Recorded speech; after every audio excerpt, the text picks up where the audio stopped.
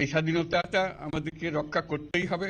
শুধু রক্ষা করা নয়, এই স্বাধীনতার সুফল প্রতিটি মানুষের ঘরে পৌঁছাতে হবে, তা না হলে এই স্বাধীনতার কোনো দাম নেই। এই স্বাধীনতাটাকে পৌঁছানো হলে আমাদের শপথ, আমাদের যে প্রতিজ্ঞা যে আমাদেরকে এটা করতে হবে, ঘরে ঘরে পৌঁছাতে হবে। মানুষ যেন জানে যে বাংলাদেশ স্বাধীন হওয়ার অর্থ হলো তার নিজের পরিবর্তন, ব্যক্তির পরিবর্তন, সুযোগের পরিবর্তন, তার ছেলে মেয়ের ভবিষ্যতের পরিবর্তন।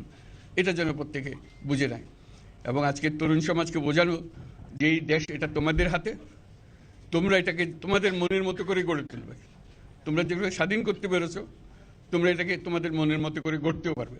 এবং তোমাদের দেখে সারা দুনিয়া শিখবে কিভাবে একটা দেশ, একটা তরুণ সমাজ গ্রহণ করতে পারে এবং তাকে পাল্টে ফেলতে পারে। তাদেরকে আমি বারে বারে এমনি উপদেশ দিই যে পুরনোদের বাদ দাও, তাদের এই পুরনো চিন্তা দিয়ে এটার মুক্তি আমাদের হবে না। করি সারা দুনিয়ার মধ্যে এটা হবে না। এটা শুধু বাংলাদেশের কথা না, সারা দুনিয়াকে জুড়ে কথা বলছি। তোমাদের মধ্যে যে শক্তি আছে, এই সৃজনশীলতাকেও কাজে লাগাতে হবে। এটা শুধু বই খাতাটা লেখার জিনিস না, এটাকে প্রকাশ করার জিনিস, স্থাপন করার জিনিস, সেটা করা। এইটা আমরা এই আজকে আমাদের পুরো কাজটা হলো, দায়িত্বটা হলো তারা যেটা অর্জন করে নিয়ে এসছে, এখন তাদেরকে দিয়ে এটাকে করিয়ে দেওয়া, আমাদের সমস্ত কাঠামোগুলো পরিষ্কার করে দেওয়া। সরকার বলে একটা জিনিস আছে, কিন্তু মানুষের কোনো আস্থা নেই। মানুষ মনে করে সরকার একটা দমন পীড়নের একটা যন্ত্র, যেখানে পায় যেখানে সুযোগ পায় তার একটা কষ্ট দেওয়া, তার থেকে নিংড়ে দেওয়া, যে সকল স্তরে। এটা হলো তার থেকে কেমনভাবে সামাল দিতে হবে তাকে, একটা ভয়ের একটা জিনিস, তাকে সামাল দিয়ে চলা। এটা হলো সরকার। এটা সরকার হতে পারে না। সরকারকে দেখে মানুষের বুক ফুলে উঠবে যে আমাকে সাহায্য করবে, আমাকে রক্ষা করবে, আমার সরকার আমার জন্য দাঁড়াবে। সরকার তার জন্য দাঁড়ায় না কোনো সময়। যে সরকার হবে সেই সরকার মানুষকে রক্ষা করবে, মানুষের আস্থাভাজন হবে। এটা কেউ জোর করে তাকে বলার আর ভালো আছে এটা না। সে নিজে নিজে বিশ্বাস করবে, সরকারি লোক দেখলে বলবে আমার লোক, আমাকে রক্ষা করার লোক। সেই আস্থাটা আমাদেরকে ফিরিয়ে আনতে হবে মানুষের মনে। তাহলে মানুষও যোগ দেবে এটাতে। মানুষ এখন পিছিয়ে থাকে যে কিসের মধ্যে আমাদেরকে ঢুকিয়ে দিচ্ছে। আমরা যেন জানতে পারি যে এইটা আমরা সবাই মিলে আমরা অগ্রসর হতে পারি। একটা বড়, সারা বাংলাদেশ একটা বড় পরিবার। এই পরিবার আমরা একসঙ্গে চলতে চাই এবং আমাদের মধ্যে দ্বিধা দ্বন্দ্ব যা কিছু আছে সরিয়ে ফেলতে চাই। যারা বিপথে গেছে তাদেরকে পথে আনতে চাই, যাতে করে একসঙ্গে আমরা কাজ করতে পারি। এর মধ্যে আমরা শুনলাম, আসার পথে শুনে আসছি যে এখানে আইন শৃঙ্খলা ব্যাঘাত হচ্ছে, মানুষকে আক্রমণ করছে, ঘর বাড়ি জ্বালিয়ে দিচ্ছে, সম্পদ জ্বালিয়ে নষ্ট করছে, চুরি করছে, দিয়ে যাচ্ছে, অফিস আদালতে আক্রমণ করছে, সংখ্যালঘুদের উপর আক্রমণ করছে, হিন্দু, বৌদ্ধ, খ্রিস্টান, আহমদিয়া সবার উপর আক্রমণ করছে। এগুলো হলো ষড়যন্ত্রের অংশ। এগুলো আমাদের বিষয় না। আমাদের কাজ হলো এটাকে রক্ষা করা, সবাইকে রক্ষা করা। এটাকে প্রতিটি মানুষ আমাদের ভাই, আমাদের বোন, তাদেরকে রক্ষা করা এবং আমাদের একটা শৃঙ্খলা ফিরিয়ে আসা। বিশৃঙ্খলা, সহিংসতা এগুলো হলো অগ্রগতির বড় শত্রু। আমাদের যে যাত্রা শুরু হলো সেই যাত্রার শত্রু।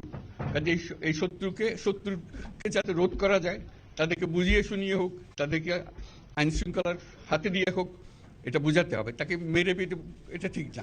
আইন শৃঙ্খলা নিজের হাতে ঠিক না। তাকে আমাদের আইন শৃঙ্খলা বাহিনী এমন হতে হবে, তাদের হাতে সুপর্দ করলে আমরা নিশ্চিন্ত থাকবে যার একটা বিহিত হবে। এমনগুলো আমরা হাতে দিয়ে দিলাম, 2 টাকা দিয়ে আবার ছেড়ে দিল, এটা যেন আবার না হয়। তা আমাদের সেই আস্থাটা আমাদেরকে আনতে হবে। কাজে আইন শৃঙ্খলাটা এখন আমাদের প্রথম কাজ। এই আইন শৃঙ্খলা ঠিক না হওয়া পর্যন্ত এটা আমরা অগ্রসর করার জন্য পদক্ষেপ নিতে পারবো না। আপনারা আমার উপরে আস্থা রেখে আমাকে জানিয়েছেন, ছাত্ররা আমাকে আহ্বান দিয়েছে, সেটাতে আমি সাড়া দিয়েছি। দেশবাসীর কাছে আমার আবেদন, আপনারা যদি আমার উপরে বিশ্বাস রাখেন,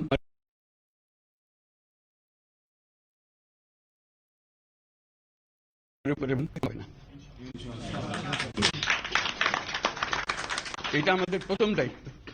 এটা যদি আমি করতে না পারি, এটা আমার কথা যদি না শুনেন আপনারা, তাহলে আমার প্রয়োজন এখানে নাই। আমাকে বিদায় দেন, আমি আমার কাজে থাকি, সেখানে আমি ব্যস্ত থাকি। যদি আমাকে প্রয়োজন মনে করেন, তাহলে আমাকে প্রয়োজন মনে করলে আমাদেরকে দেখাতে হবে যে আমার কথা আপনারা শোনেন। আমার কথা না শুনলে আমার কোনো প্রয়োজন নাই। আমার প্রথম কথা হলো আপনারা বিশৃঙ্খলা থেকে দেশকে রক্ষা করেন, আপনারা সহিংসতা থেকে দেশকে রক্ষা করেন, যাতে আমরা যা যা আমাদের ছাত্ররা আমাদেরকে পথ দেখায় সেই পথে আমরা এগিয়ে যেতে পারি। এটা একটা খুব সুন্দর দেশ হতে পারে, বাংলাদেশ একটা খুব সুন্দর দেশের সম্ভাবনাময় দেশ। কাজে এই সম্ভাবনাগুলোকে আমরা নষ্ট করে দিয়েছি। এখন আবার সেই বীজতলা আবার তৈরি করতে হবে, আবার আমাদেরকে জেগে উঠতে হবে। তারাই এই বীজতলা তৈরি করবে, তাদের হাত দিয়েই হবে, এবং তাদের দিকে আমরা তাকাবো এবং আমরা তাদের নির্দেশ মতে আমরা অগ্রসর হব। এখানে সরকারি কর্মকর্তা কর্মচারী যারা আছেন, সেনাবাহিনী, বিমান বাহিনী, নৌবাহিনী প্রধানরা যারা আছেন, তাদের প্রতি অনুরোধ, আমরা একটা পরিবার, এইটার মধ্যে যেন আমাদের গোলযোগ না হয়, আমরা একযোগে একসাথে চলতে পারি এবং আমরা তড়িৎ গতিতে একটা সুন্দর বাংলাদেশ গড়ার পথে এগিয়ে যেতে পারি। সেটাই আমার কামনা। আপনাদের সবার কাছে আবেদন, আমাদেরকে সেই সুযোগ দেন, আমরা সেই পথে আমরা যেন অগ্রসর হয়ে নিজের প্রশান্তি পাই। পৃথিবীর সবাই আগ্রহ করে তাকিয়ে আছে আমাদের দিকে। এখানে যখন ছাত্ররা রাস্তায় নেমেছে, পৃথিবীর সব জায়গা থেকে অভিনন্দন এসছে, যে তারা অবাক হয়ে গেছে। আমাদের তো গা শিউরে উঠেছে, প্রতিদিন যা হয়েছে অবিশ্বাস্য কাণ্ড। তাদেরও এটা স্পর্শ করেছে, তাদের তরুণরাও জেগে উঠছে আমাদের ছেলে মেয়েদের এই অভিজ্ঞতা থেকে, তাদের এই সংবাদ থেকে তারাও চোখ জেগে উঠেছে আমরা কি করতে পারি। কাজে আমাদের কাজ হবে এগুলো সম্পূর্ণ করা।